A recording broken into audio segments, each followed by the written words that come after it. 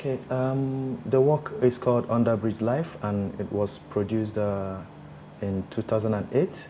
When you look at the photos there, some of the images are like the blur, and some of them are you can't really see the face of the individual because I didn't want to give an identity to these people. It just shows that it could happen anywhere. And the light also was another high point for me because it's the 12 midday light, you know, and it really created an artificial studio for me, you know, and I allowed the people to just move about, you know, and most of the time I had to speak to them, or it was very instantaneous, you know, because they didn't really understand what I was doing. And with a camera in that part of Lagos, which is not very, you know, conducive, it's a bit volatile. So I had to talk most of the time, please, can you stand for a minute and make the photo? And at the end, the person will ask me, what am I really doing with these photos? So I had to explain, you know, what I'm doing. I just said I'm just an artist. I'm just creating an artistic work. But all I'm just doing is trying to help the community.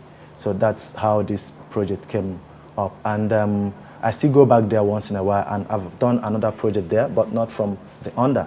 I had to photograph from above the bridge, you know, to give it a different perspective, you know, but it's still the same community.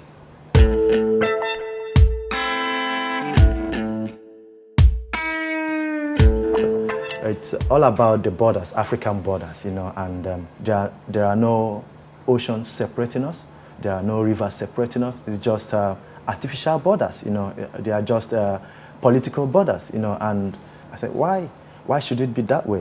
Why a border should offer me some kind of security, some kind of safety, and I should find rest. If I am in my neighbor's house, I should find rest in Africa. Why is it that I'm not finding rest? So I wanted to photograph myself, you know, using the African continent as a curtain, you know, as a background, you know, because most people have asked me, why am I lying down and why am I trying to show the environment? I say, I try to show the environment because I'm in Africa and I'm trying to find rest in my continent and I'm trying to find peace, you know, and I feel that a border or the borders are the border is an anathema which we need to kind of do away with, which we need to, you know, remove for us as Africans to develop economically, culturally, scientifically, you know, and to make progress. And until we do that, you know, Africa cannot find rest. That's why that project came up.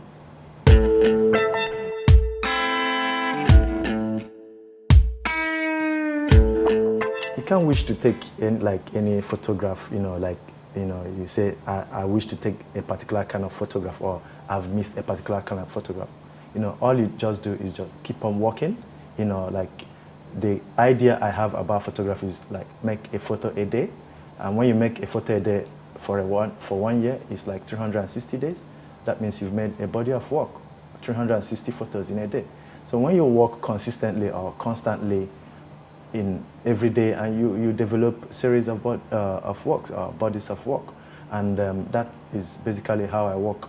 I don't like to, you know, box myself in and say I would like to make this particular kind of photo, and also because my genre is street photography, because that's how I learned photography in Lagos. I allow myself to be influenced, you know, or inspired by the streets, mainly because of people, you know, humanistic, you know, and also because I like to report my environment and, you know, and also the essence of human living in pictures.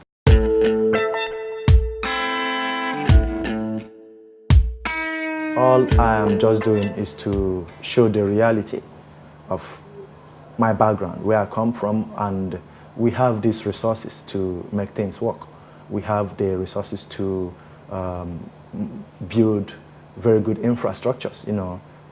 We have the resources to, you know, develop the human being, and it is not well managed, you know. So what I just do is to do my work as a photographer, and I regard my photos as petitions, which I present like in the form of an exhibition, like it's ongoing at the Fnac, and it will make your mind to ponder and to wonder where is this place? What's going on here?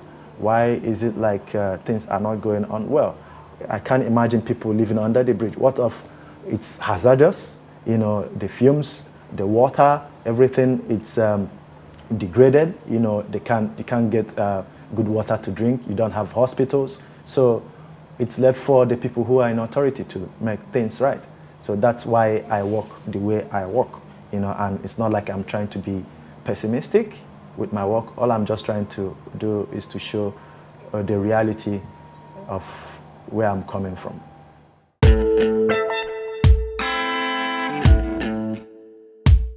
I want to make a book, you know, not just because of making a book's sake, you know, it's just because it will add to education. It will help in like history in photography, Nigerian photography, like Nigerian history of photography, because we don't really have that.